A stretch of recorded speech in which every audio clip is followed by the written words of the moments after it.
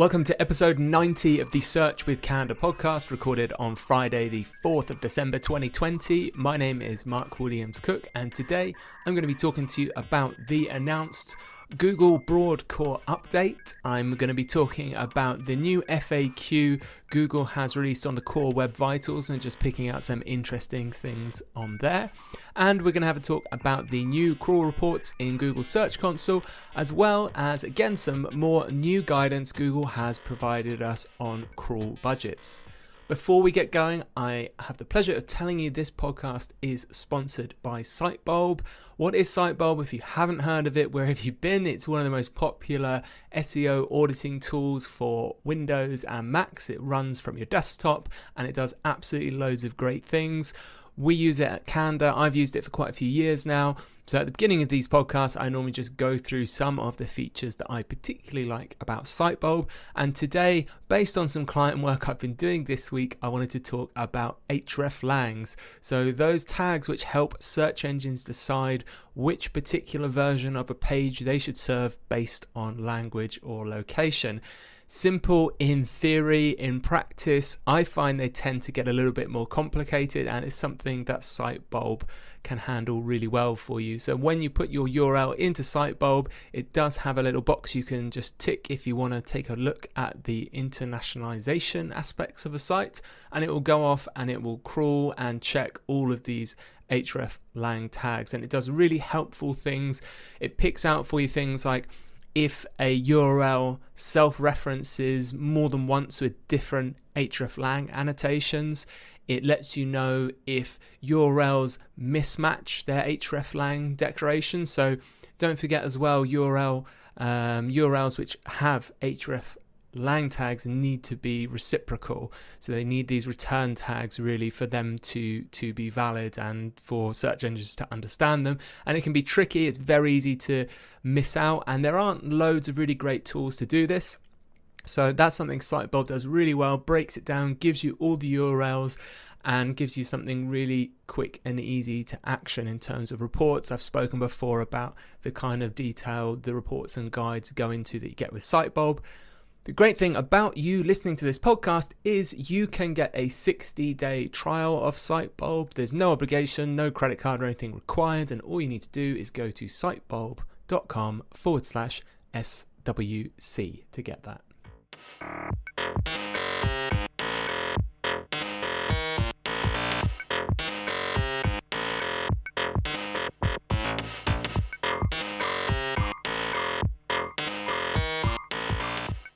Yesterday, at the time of recording at least, so last Thursday if you're listening to this on Monday, Google did one of their, what I think we can now safely call standard tweets about a broad core algorithm update. So the Search Liaison account very creatively tweeted, "Later today, we are releasing a broad core algorithm update, as we do several times per year. It is called the," can you guess it? "December 2020 Core Update. Our guidance about such updates remains as we covered before. Please see this blog post for more about that." Now, you probably got from my tone there, I'm a little bit disappointed that Google kind of got this Search Liaison role, and this is the level of communication we get now, which is 2-3 times a year we get this copy and pasted tweet, and we get told the only new information basically we get told is, and we already know it, the month of the update, and that it's a core update. Interestingly, a couple of points I do want to add to this, because the same thing applies to every time I've spoken about these broad core updates when they're announced, which is that I don't know what they've changed. Nobody knows what they've changed except maybe some obviously internal Googlers who aren't apparently going to tell us anything. So there's not a lot of direct advice you can get from this, but one, it's good to know. So if you are seeing ranking changes, this is a possible reason. But something I found particularly interesting about this was actually on Wednesday, I did see several people posting screenshots of the various SERP monitoring tools showing high volatility in search results. So it looks like we had some pre-tremors to this announcement. So my guess is that this had just already started rolling out before this announcement was made. And certainly actually this time around, even on some of our client sites, we have already started to see changes, and these are insights outside of a lot of the sites we normally see affected, which has recently been a lot of kind of your money, your life type sites. If you want to know more about your money, your life type sites, we did a brilliant interview with Lily Ray a few weeks ago. You can find a link to that episode in the show notes at search.withcandour.co.uk. So what I did want to share with you about this update was a thread on Twitter by Arij Abu Ali, who again we've actually talked to on this podcast. So Arij Abu Ali is the founder of Women in Tech SEO, and we talked to her about that. So again, search.withcandour.co.uk. If you have a look in there, you'll see there'll be a link to the episode where we spoke to Arij. But she put together some nice advice here that I thought I would share with you about this algorithm update. So she wrote, getting impacted by core algorithm updates can be stressful, but please remember that there is only so much you have control over. Here's a few things to focus on over the next 2 weeks. I feel calmer already. Thank you, Arij. She says, 1, communication is key. Over communicate with your team, clients, and business stakeholders. So absolutely, already today we've emailed a lot of our key clients telling them that this has been announced. So if we see any dramatic movements, don't panic, don't do anything rash. Let's just wait until the dust settles and we can look at what's happened. 2, revisit your reporting plan. Ensure that you're monitoring and reporting on critical metrics for yourself and your competitors. 3, don't rush into theories. I'll say that again. Don't rush into theories. I'm fully expecting to see, the ultimate guide for how to beat Google's December 2020 core update in the next few years. But really good point by Rij. Don't rush into theories. It's a core update. It's evaluating your website as a whole rather than this one change you did to your site a month ago.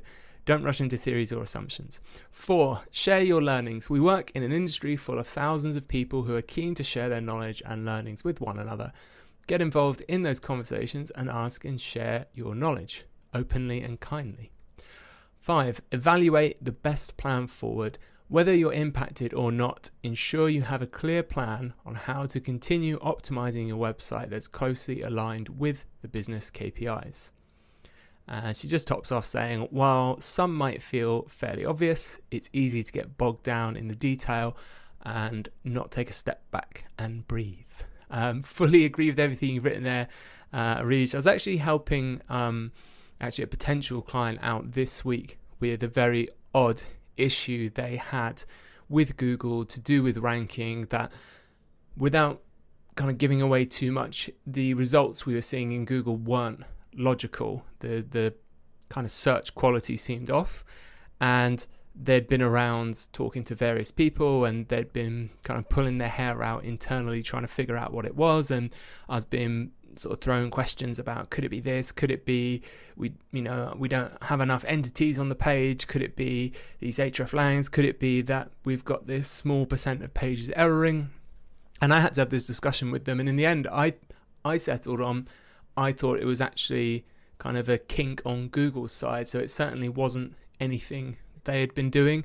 And I think that's an easy trap to fall into, especially when you get into, as Arij puts it there, getting bogged down in the detail.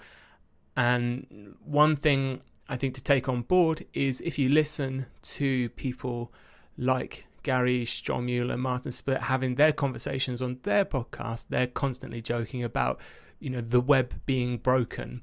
And this means that Google needs and does operate with the assumption and with the ability to work with what kind of you give it. And yes, it is optimal, of course, if pages return 200 status codes when they're working and things load quickly. But the fact is, lots of stuff on the web is broken, and it doesn't mean just because you've yourself got a tiny percentage of pages not working, that's going to have a detrimental impact on your ranking. So I'd be interested to see over the next few weeks over Christmas what changes we see from this core update.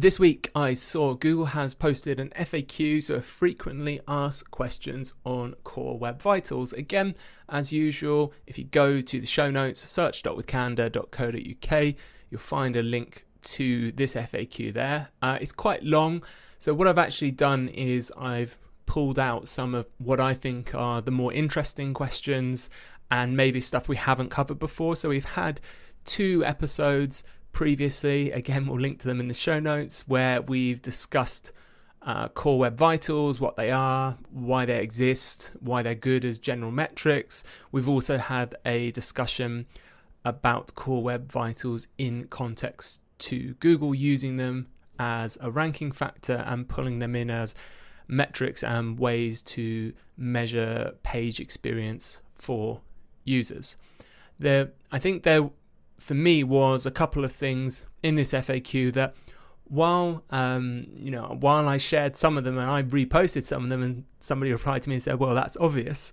Some of them are perhaps obvious, but it is good when you get confirmation from Google about specifically how something works, because that's like a new axiom that you can build on and know that at least that rock that you're putting your foot on is steady, because it's when you start coming up with these theories and ways of working which are not quite sure or pretty sure assumptions all stacked onto each other, it only needs one of those to kind of be wrong before everything else starts falling to bits.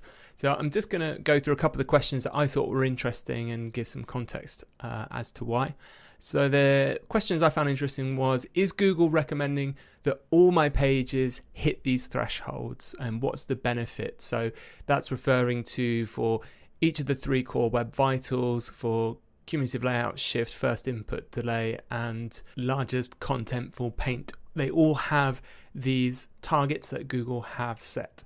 So their answer is, we recommend that websites use these 3 thresholds as a guidepost for optimal user experience across all pages. Core Web Vitals thresholds are assessed at a per page level, and you might find that some pages are above and other pages are below these thresholds. The immediate benefit will be a better experience for users that visit your site, but in the long term, we believe that working towards a shared set of user experience metrics and thresholds across all websites will be critical in order to sustain a healthy web ecosystem. So the short answer there is, firstly, that these Web Core Vitals are measured on a per page basis, not on a per site basis. That yes, Google does really want you to try and meet these thresholds on all pages, and as we and I have mentioned before, the primary reason you should be focusing on these Core Web Vitals is the user experience. If you improve these things, it's likely going to impact your bottom line, your leads, your sales, whatever it is you want people on your site to do. SEO is almost like a second bonus reason to do these. There's some questions around AMP as well, so accelerated mobile pages. So the question, if I built AMP pages, accelerated mobile pages, do they meet the recommended thresholds? Google's answer is very pro-AMP, surprisingly. There is a high likelihood that AMP pages will meet the thresholds. AMP is about delivering high-quality, user-first experiences. Its initial design goals are closely aligned with what Core Web Vitals measure today. This means that sites built using AMP likely can easily meet Web Vitals thresholds. Furthermore, AMP's evergreen release enables site owners to get these performance improvements without having to change their code base or invest in additional resources. It is important to note there are things outside of AMP's control which can result in pages not meeting the thresholds, such as slow server response times and unoptimized images. So they're giving themselves a caveat, but a lot of this initial performance was spearheaded by this AMP project that Google's been obviously very keen on over the last few years, and they have made a step back from it. We talked about it again, I think 3 episodes ago, we were talking about inclusion in Google top stories, because the criteria for you being included in those is changing. So up until now, you've had to have AMP pages to be included, and they're now going to change that basically to anything that fits in these Web Vitals metrics. So they do seem to be broadening that out. Another question on AMP is, can a site meet the recommended thresholds without using AMP? And as we've kind of said here, Google's saying, yes, you can take a look at the guidance offered on web.dev and how you can optimize your performance against Core Web Vitals. But they're really making it clear here with this answer that there are now a myriad of options outside of AMP. And then we get on to some interesting things about PWAs and SPAs, so progressive web apps. If my site is a progressive web app, does it meet the recommended thresholds? And the answer is not necessarily, since it would depend on how the PWA is implemented and how real users are experiencing the page. Core Web Vitals are complementary to shipping a good PWA. It's important that every site, whether a PWA or not, focuses on loading experience, interactivity, and layout stability. We recommend that all PWAs follow Core Web Vitals guidelines. So I think what's trying to be said between the lines here is, yeah, it's going to be tricky probably to hit some of these metrics if it's a PWA, but basically we don't care how you're delivering the experience, but it needs to be good. I think is what's kind of being said there. You're not going to get, so it's possible to do, but you're not going to get like a free get out of jail card just because it's a PWA. And we've got the same question for single page applications, so super popular. Can a site meet the recommended thresholds if it is a single page application? Core Web Vitals measure the end user experience of a particular web page and don't take into account the technologies and architectures involved in delivering that experience. Layout shifts, input delays, and contentful paints are as relevant to a single page application as they are to other architectures. Different architectures may result in different friction points to address to meet the thresholds. No matter what architecture you pick, what matters is the observed user experience. And this is really important. So I had how would I describe it? A protracted conversation over many months with a web development agency that had built a site for a client that was a single page application. And amongst some of the other foibles that you normally encounter with an SPA is that, the web vitals are all coming back as poor from field data. So from real users, how observed users are seeing these pages. And the discussion was kind of like, okay, look, the performance isn't quite where we need it to be. And the developer's response was like, well, it's an SPA, so you can't judge site speed as you would normally, blah, blah, blah, blah. It doesn't, what Google's saying here is it doesn't matter what's happening behind the curtain. Those core vitals you see, especially if you're lucky enough to have that field data in Search Console, is what you're being scored on and what needs to be good. And there's a question here about the mobile and desktop scores, because obviously at the moment you've got the two different scores in Search Console. And it says, why are there differences in scores between mobile and desktop? And the answer is, at this time, using page experience as a signal for ranking will only apply to mobile search. I'll read that again. At this time, using page experience as a signal for ranking will apply only to mobile search. I thought this was really interesting, and this was one of the kind of tips I shared that I got told it was obvious, which is that in May 2021, when Google is starting to integrate these core vitals in their ranking algorithm, that it's the mobile score they're going to use. And of course, this makes sense because we've had this mobile first / mobile only indexing push from Google. So it makes sense that that's the score they're going to pick for core vitals and ranking. I think it's good though, as I said, to have this as a confirmation because, we don't know up until now whether they were maybe using some kind of aggregate or like average between the two.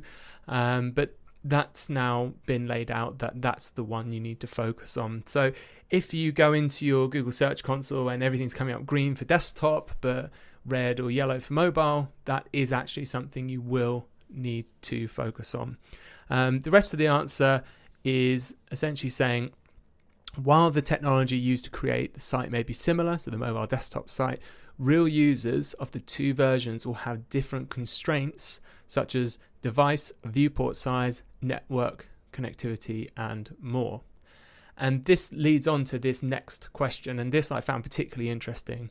So the question is, how do Core Web Vitals account for sites whose user base comprises high volume MBU traffic or other users with poor internet connectivity?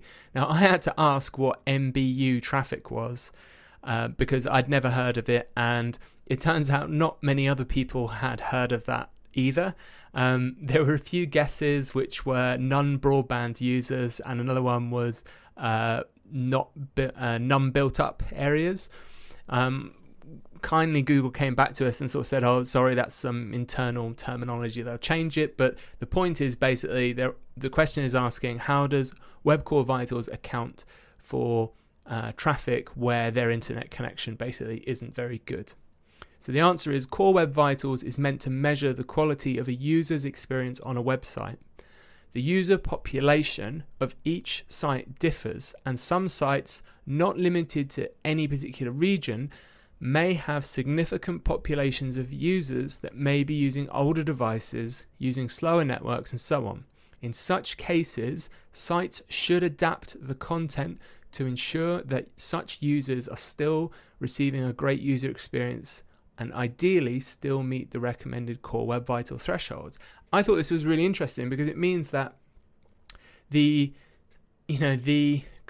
no objective set standard in terms of performance except these Web Core Vitals, which themselves are determined really by the user's connection. So you may have a site that functions perfectly well in the UK or say in the US, and you get green lights on all of your Web Core Vitals, and if you then deployed that same site as an international version somewhere where most of the connections are 3G, you'll suddenly find that you've got lots of red lights for the exact same site because they're having a poor experience because of the slow internet connection. And what Google's saying is, in those instances, you need to tone the site down, you need to make it a better user experience for those sites. So whether that comes down to, making pages simpler, less JavaScript, smaller images, whatever it is, you need to still try and hit those metrics. And I found that really interesting because I haven't heard that talked about so much in terms of planning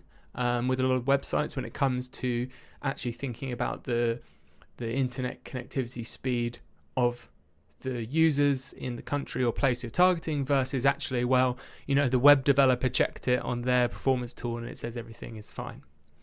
And lastly, the last question I'm going to go over is, how does Google determine which pages are affected by the assessment of page experience and usage as a ranking signal? And the answer is, page experience is just one of many signals that are used to rank pages. Keep in mind that the intent of the search query is still a very strong signal. So a page with a subpar page experience may still rank highly if it has great relevant content. So this obviously, I say obviously again, I fall into my own trap there.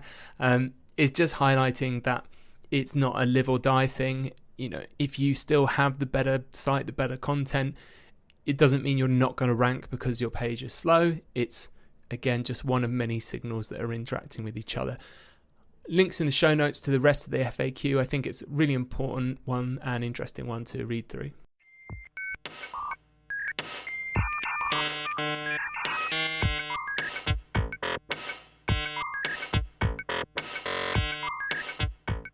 Fairly quietly, a new set of reports has been released in Google Search Console, and they are crawling reports, which is great news because it's not something we've had really in Search Console for a long time. We've had the legacy kind of crawl reports, which are quite limited.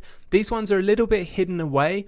So if you're in Google Search Console, you actually need to go down into settings, which is right near the bottom on the left. And if you click that, you'll see you'll have your normal property settings and about, and in the middle you have a little box labeled crawling, and there will be an open report link to get crawl stats.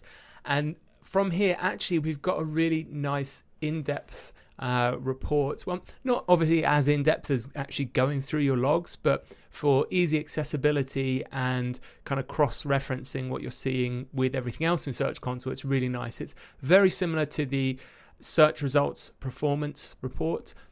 So you get to easily look at your total crawl requests, the total download size, the average response time, and Google plots those in charts, and you can then quite quickly drill down if you are finding you had spikes, for instance, in different types of response codes. So we've got reports here as well of by response code, by file type, by purpose, which I've never seen before. So by purpose, we've got refresh and discovery listed. So I'm assuming here, without reading any more documentation, that refresh is when Google knows a URL exists and it wants to check if something's changed, versus discovery, which is I'm here to find new pages.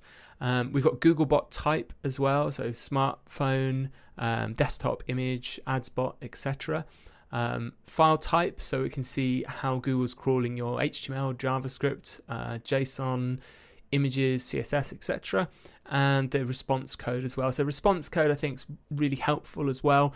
So you can click on any of these individually, like the 404s, and it will give you again all of the URLs that have been hit by crawlers, how often, and the response codes they're getting. So really nice. Same with average response time as well, actually. So we can have a look at specific URLs or sets of URLs and their response time. So it's a really nice surface level amount of data that's quickly accessible, that can help you root out problems that sometimes might have been more challenging. So if you have a suspicion, for instance, that a certain set of pages aren't getting crawled, or certainly not as much as they should be, you can break down and find that out through Google Search Console without trying to go through log analysis. And anyone certainly that works agency side will know getting hold of log files isn't sometimes as simple as you would like. Personally, I've sometimes had to wait months to get hold of log files. So having this data now in Search Console makes it a lot more accessible as well. And linked to this, I did want to talk about crawl budget. So these kind of things are related. Google has published some new guidance on crawl budget, which is really cool. They've been doing a few different things lately. So they have their Search Off the Record podcast as well, and they've been talking more about Google's kind of crawling, rendering, indexing infrastructure, caffeine, and they've talked about crawl budget as well on there. And now we've got this new documentation, specifically they've called it for large site owners and actually managing your crawl budget. And this is really helpful because previously there really wasn't that much official documentation around kind of crawl budget, and for new people when they should be thinking about it, and actually what crawl budget is.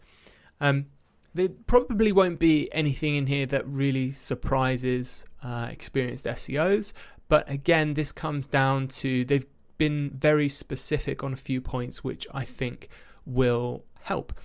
Firstly, they've specified, and they've made it clear while they have specified that the numbers they've given are a rough estimate to help you. So the answer of it depends does apply, but very similar to the advice, to be honest, that we've given over the years is, you only really need to think about crawl budget if you have what Google defines as a large site, which is, to put a finger in the air, like maybe 1 million plus unique pages that changes, moderately often. So they're saying like maybe once a week.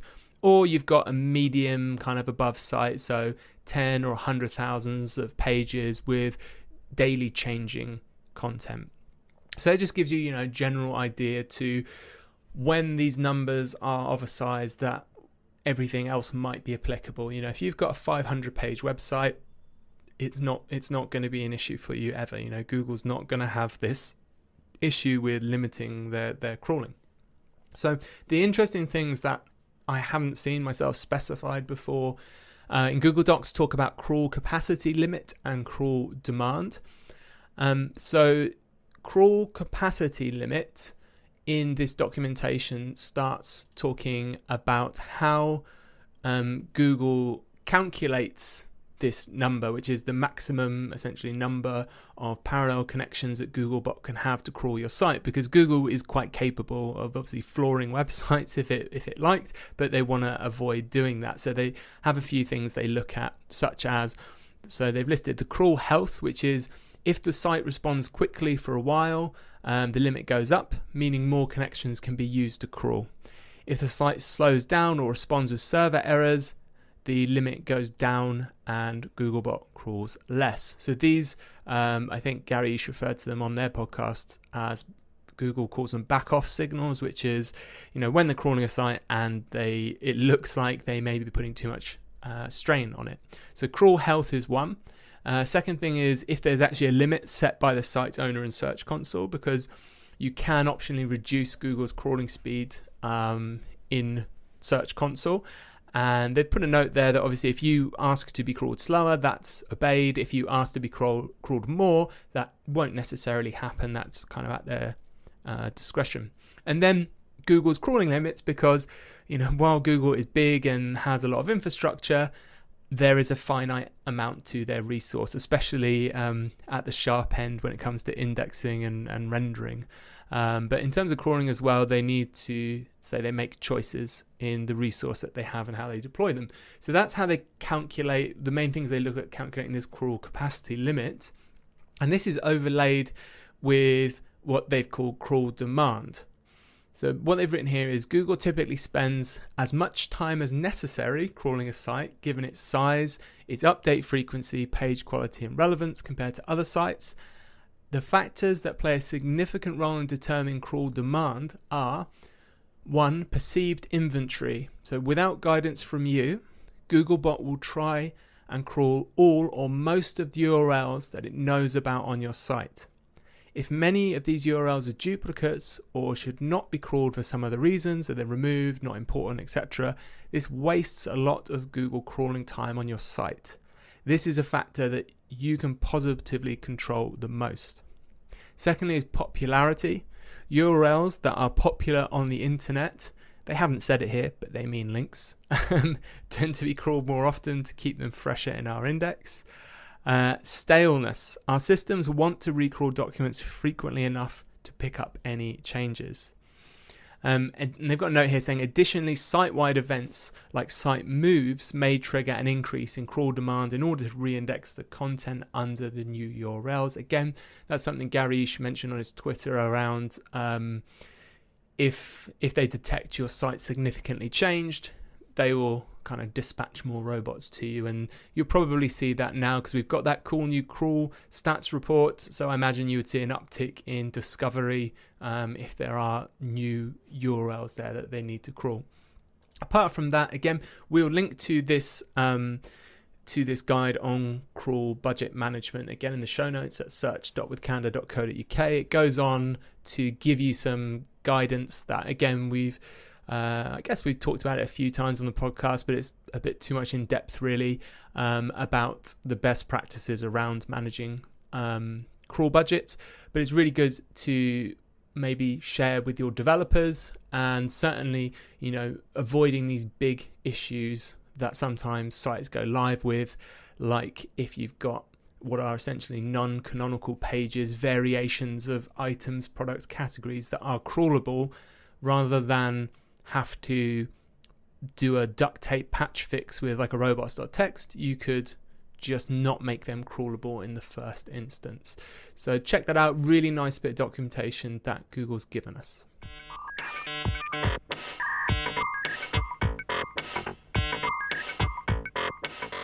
We'll close off the show with just very, very brief last couple of bits of news that I picked up that I don't want to go too deeply into.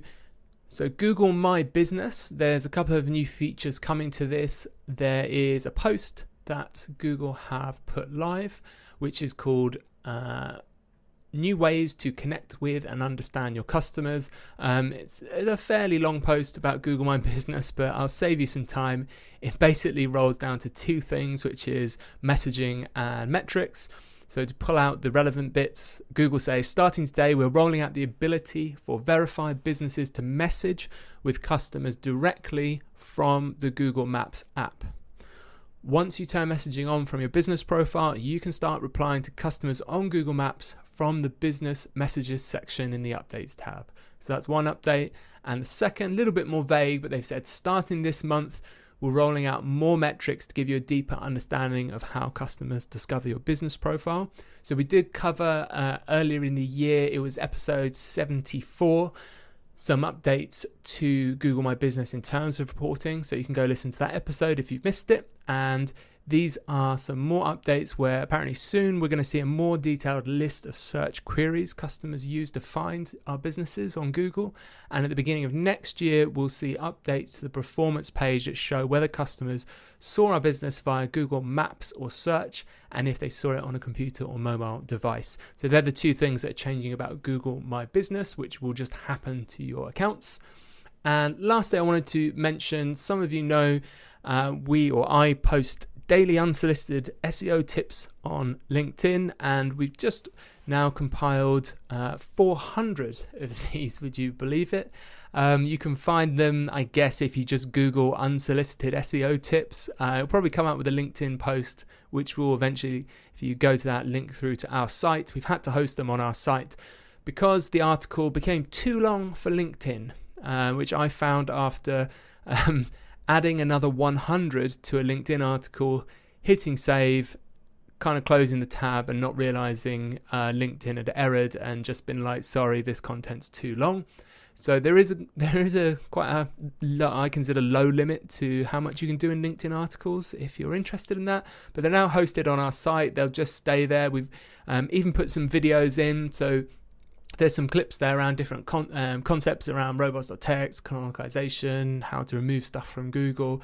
So it should be really helpful if you're starting out or if someone's training with SEO. And even if you've been doing SEO for ages, I'm sure there's something in there that will jog your memory as to, oh yeah, I forgot I knew that, or oh, I forgot, I should be looking at web stories, or, something that should help you. So do check them out. That's everything for this episode. Of course, I'll be back in 1 week's time, which will be Monday, the 14th of December. I think this will be the penultimate episode we'll record before Christmas. So I'll record one more probably on the 18th. We'll do an end of year episode again, and probably get some more guests on to talk about 2020 and what we think is going to happen in 2021. And then I'll probably have a couple of weeks off over Christmas before we start again in 2021. If you are enjoying the podcast, please subscribe. It's really been cool over the last few months, last year and a half, seeing the subscribers slowly month on month increase, and sort of some spikes in listeners. So that's been really good, and thanks for all the good feedback we've had. Other than that, have a brilliant week, and I hope everyone working Black Friday has kind of calmed down now and we're into Christmas mode. Take care, everyone.